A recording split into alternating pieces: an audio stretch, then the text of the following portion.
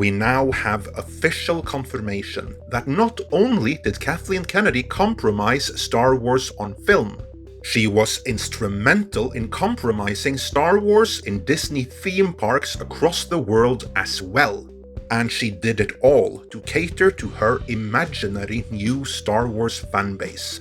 In this editorial, I will begin by briefly going through this latest news item, before exploring the full implications and ramifications of it, namely Kathleen Kennedy's likely strategy for Star Wars, how that master plan, if you will, might have been inspired by Star Trek, and why it was always doomed to fail.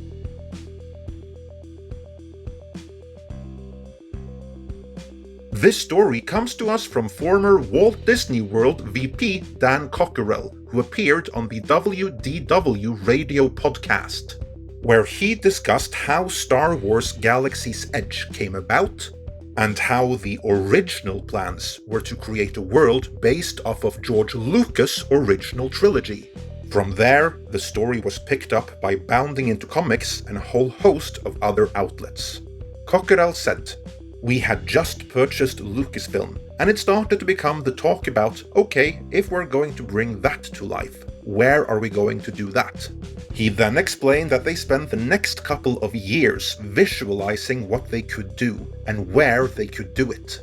Apparently, the Epic Theater, the Indiana Jones Theater, was going to be the heart of their planned Star Wars land. The Mos Eisley Cantina was going to be right across from Star Tours, and they had all kinds of great concepts for that. For more details on what they were planning and where, I'm gonna have to refer you to Jeremy over at Geeks and Gamers, because that's his area of expertise.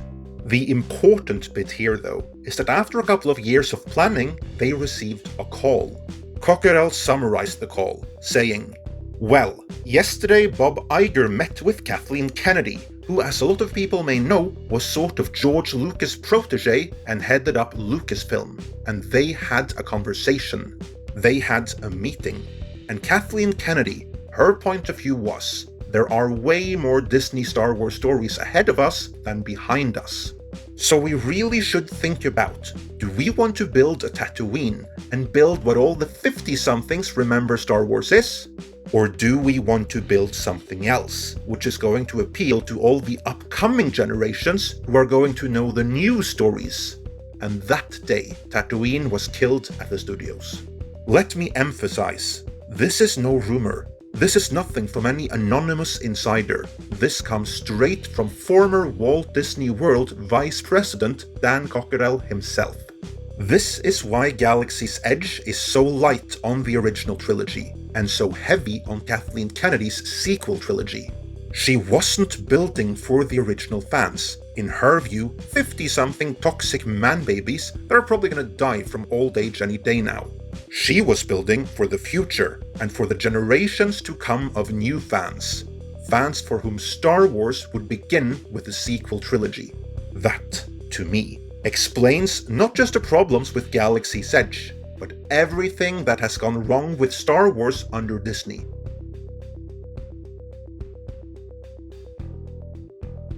In my view, this all begins with Kathleen Kennedy's dismissal of the fans of George Lucas' Star Wars as 50-somethings. Let's ignore for the moment that a large chunk of the fan base have been actively put off the Star Wars bandwagon because of what Kathleen Kennedy has done to the franchise in the last couple of years.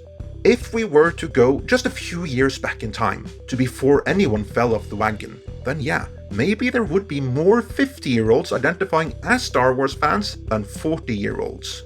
And likewise, more 40-year-olds identifying as Star Wars fans than 30-year-olds, and similarly, more 30-year-olds identifying as Star Wars fans than 20-year-olds, and so on and so forth. Even if the majority of fans might have been older, I still think there would have been loads of Star Wars fans in their teens, in their 20s, and in their 30s. There certainly are a lot of fans in those age brackets in the fandom menace.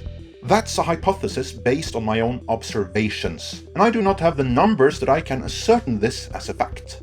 However, I can ascertain that that hypothesis is more accurate than Kathleen Kennedy's dismissal of the fanbase as 50-somethings. That the president of Lucasfilm can even utter a statement like that is quite frankly shocking, because it shows that she is utterly clueless about who her audience is, and much more importantly, that audience's willingness to spend money on Star Wars merchandise. Seriously, she can't have done any research on who actually makes up the Star Wars fanbase. Disney can find that out easily, but the leader of Lucasfilm evidently couldn't be bothered. Instead, if the phone call Cockerell references is to be believed, and I do trust his recollection of it, then it would appear Kathleen Kennedy has settled for this idea, unsupported by facts, that fans of George Lucas' Star Wars were 50-year-olds who represented the past, while her new iteration of Star Wars, beginning with the sequel trilogy, would cause a whole new, younger, hipper, and more diverse fanbase to emerge, and Galaxy's Edge needed to cater to them.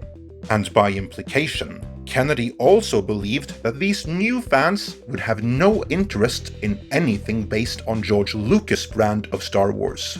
In other words, it would appear she wanted a new Star Wars, with a new fanbase to replace the old Star Wars and, in her mind, the old fanbase. I don't know this for a fact, but I think conversations with J.J. Abrams might have nudged her into thinking that for the new to thrive, the old had to go. Let the past die. Kill it if you have to.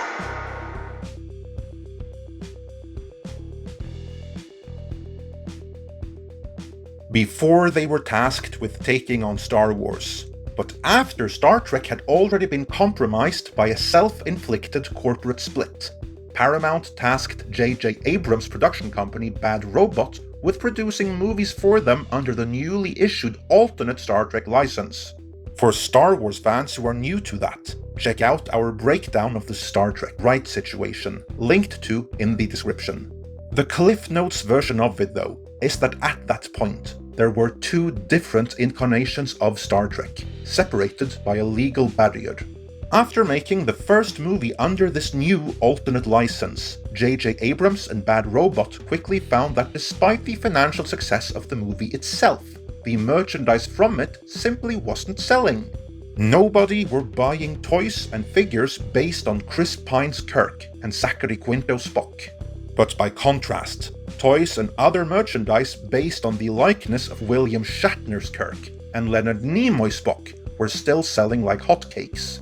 And neither Paramount nor Bad Robot saw as much as a dime of that money.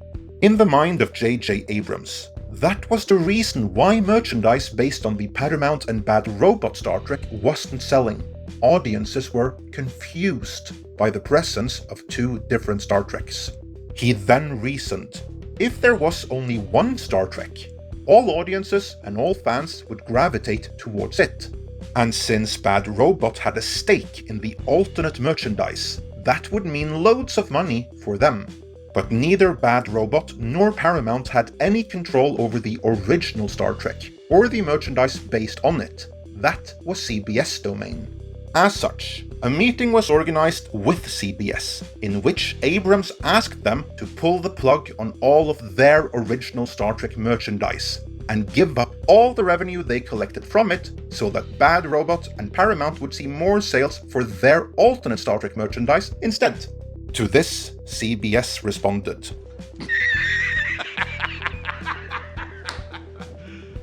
You serious? And then promptly invited Abrams and his cohorts to leave their premises and permanently relocate to a very hot location underneath the basement floor.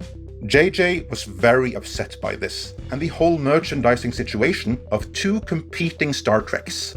He was so upset, in fact, that this was instrumental in him deciding to leave Star Trek for Star Wars when the opportunity to do so arose.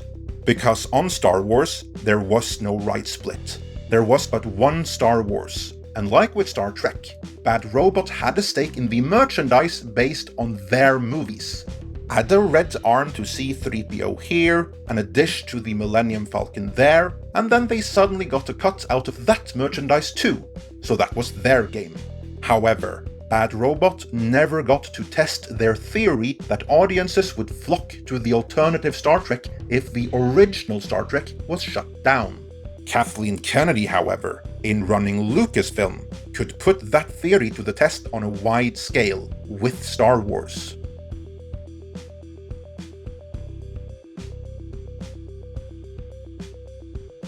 Putting merchandise aside, it is my educated guess that Kathleen Kennedy really believes that George Lucas' iteration of Star Wars does appeal primarily to 50-year-olds and white male 50-year-olds at that. Maybe Abrams told her that in his experience from Star Trek, having two versions of it really didn't benefit the new. I don't know. But however it happened, Kathleen Kennedy clearly decided that the way forward was in sidelining George Lucas' Star Wars and replacing it with her new Star Wars. Following that, I'm inclined to believe that her master plan, if you will, was to ditch the old fans and their Star Wars and replace it with a new, diverse Star Wars. And that she believed that in doing so, a new, young and diverse Star Wars fanbase would spring into existence out of empty nothingness. As stated before, she must also have thought that this new, imaginary fanbase of hers wouldn't care about George Lucas' original Star Wars. Because that was your granddad's Star Wars. Hence, there was no need for any Tatooine or anything else from the original trilogy in the parks. The only fans that mattered to Kathleen Kennedy were these hordes of imaginary new fans that would surely spring into existence. Beyond the parks, that mindset also explains The Last Jedi. It is now clear that the goal of that movie was in fact to end Star Wars of old, in order to fully make way for Kathleen Kennedy's new, and in her mind improved, Star Wars. That is why all the legacy characters were sidelined and disrespectfully killed off in the sequel trilogy, while Kylo Ren explicitly stated the intention: let the past die. Kill it if you have to. Even Marion Brandon and Mary Jo Markey, editors of The Force Awakens, a movie Bob Iger mandated had to continue the legacy of the original trilogy, has suggested that the intention of The Last Jedi, a movie that Iger let Kennedy run on her own, was to undo The Force Awakens, and by implication, everything that came before it. Consider the interview that Leslie Headland did during the premiere of Rise of Skywalker, at which point she was already in the circle around Kathleen Kennedy. I am the type of Star Wars fan that doesn't even have a favorite movie. I just want to live in the universe of Star Wars continually, in perpetuity, forever. So when people are like, what's your favorite Star Wars movie? I'm like, there is no Star Wars movie. There is only Star Wars. So when are you writing a Star Wars movie? Oh, please, Queen Kathleen Kennedy. You have ideas? Oh, yes. Oh, my gosh. Yeah. I think I've had ideas for Star Wars movies since I was 13 years old, maybe 8 years old. I don't believe you. She is such a big fan of Star Wars that she couldn't even name a single Star Wars movie. To her, it's all Star Wars anyway. That, I think, is indicative of the kind of fan that Kathleen Kennedy wants. The kind that knows the Star Wars brand and proclaims loyalty to it, but that doesn't get any of that old stuff. That, I think, is Kathleen Kennedy's master plan. But there is a flaw with it. Namely, that it's pure and utter drivel, based on faulty premises.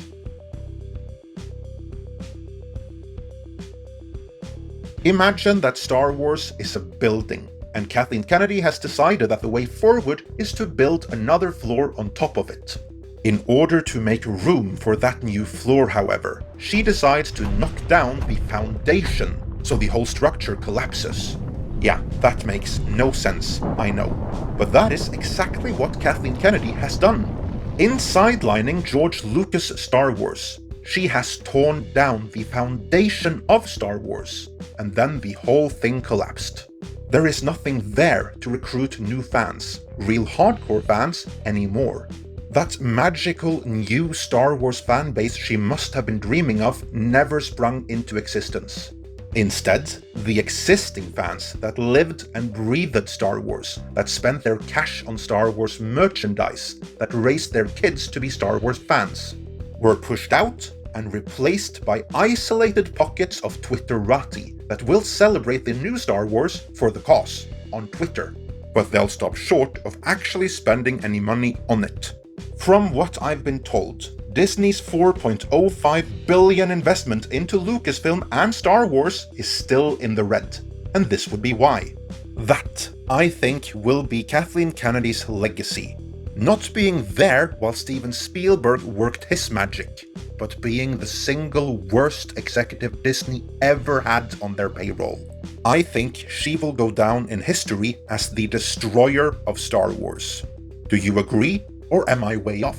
And would you have liked to see the original Star Wars land they were planning in the Disney theme parks? Let me know in the comments.